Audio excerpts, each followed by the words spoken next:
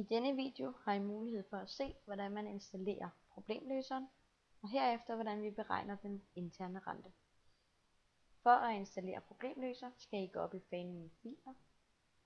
Herunder vælger I Indstillinger.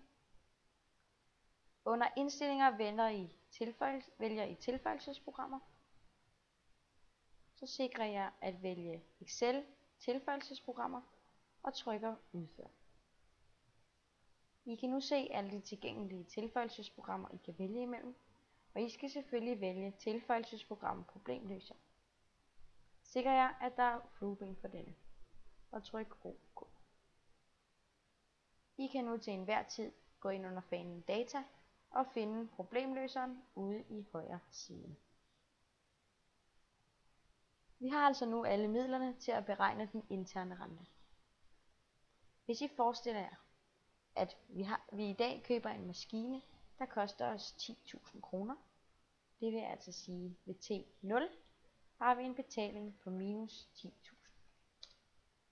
De næste 5 år vil maskinen generere en indtjening på henholdsvis 1.000, 2.000, 2.000, 2.500 og 4.000. For at kunne beregne den interne rente, benytter vi nu formel 229 i OR-noten. Det vil sige, at vi beregner nutidsværdien af betalingsrækken, sætter denne lige med 0 og kan deraf beregne vores interne rente.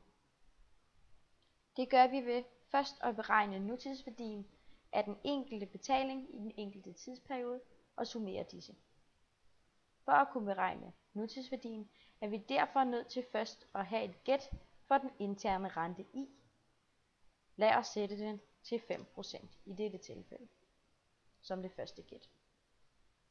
For at beregne nutidsværdien opskriver vi altså en formel, det vil sige at vi starter med at skrive lige med.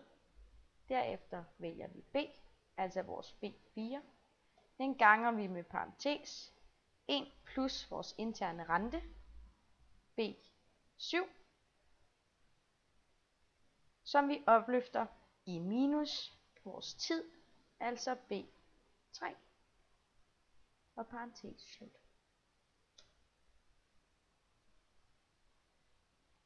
Nu vil vi så gerne kopiere formlen til de efterfølgende 5 celler.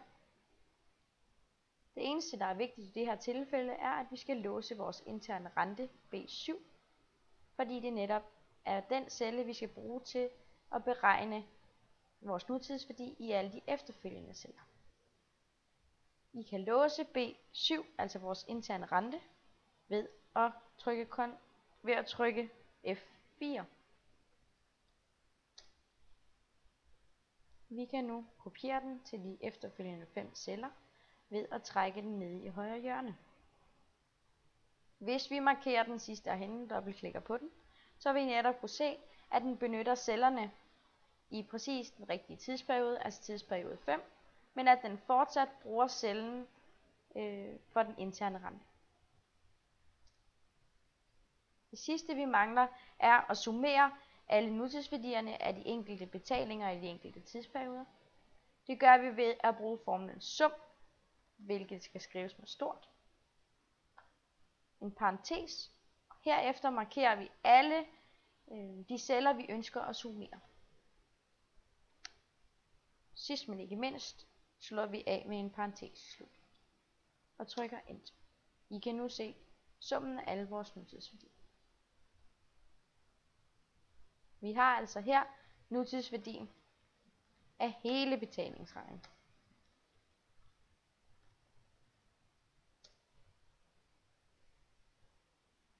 For at beregne den interne rente skal vi nu benytte problemløseren, som I netop har installeret. I vælger altså problemløser. Nu skal vi først angive vores målsætning. Vores målsætning er i dette tilfælde vores nutidsværdi af betalingsrækken. Det vil altså sige, det er vores H6. Denne ved vi fra formel 229 i OR-noten skal have en værdi af 0. Det sidste vi mangler at angive er vores variabelcelle. Det vil sige den celle, som Excel må ændre i, for at sikre sig, at nutidsværdien af betalingsrækken er lige med 0. Det vil altså sige, at den må ændre i vores interne rente. Nu skal I blot trykke løs, og Excel vil beregne det for jer. Bare tryk OK.